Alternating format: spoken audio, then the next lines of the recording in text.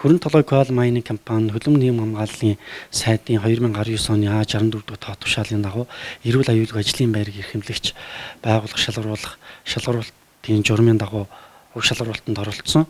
За уг шалгуулалтын материалыг бол бид нар хөдөлмөрийн аюулгүй байдал эрүүл мэндийн төвд бол хөрвүүлэн 2021 онд бол үйлдвэрлэлийн ословааргүй ажилласан бөгөөд хөдөлмөрийн аюулгүй байдал эрүүл ахуйг эрхэмлэгч байгууллагаар бол уул уурхай олборлтын салбарт бол 2 дугаар байранд шалгарсан байгаа. Үйлдвэрлэлийн ословааргүй ажилласан гол ажлуудын хүрээнд хийгдсэн ажлууд юу юм бэ гэхлээр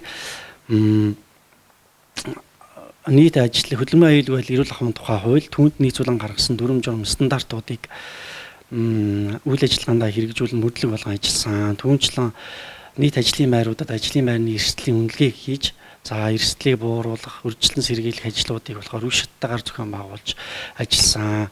Түүнчлэн хөдөлмөрийн аюулгүй байдал эрүүл ахуйн хөдөлмөрийн нөхцөлийн үнэлгээг нийт ажлын үйлдвэрлэл урхан ажлын байрууд дээр хийж гүйцэтгэн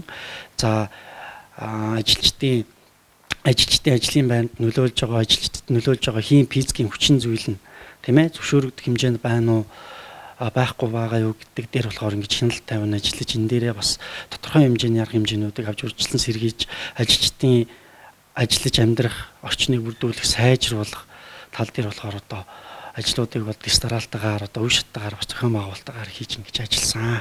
2021 онд бол бид нар ажилчдын хандлагыг нэмэгдүүлэх, хандлагыг өөрчлөх тал дээр бол бас илүү ажлуудыг бол зохион байгуулж ажилласан. За энэ юу юм бэ гэхээр ажилчид маань альва нэгэн осол аваар гарах үндсэн шалтгаан бол хандлага байдаг. Хандлага өөрөөр хэлэх юм бол ажилчдын осол аваар гарах гэдэг хүрэгдэг үндсэн зүйл нь 80-аас 90% нь бол хандлагаас үүдэлтэй байдаг.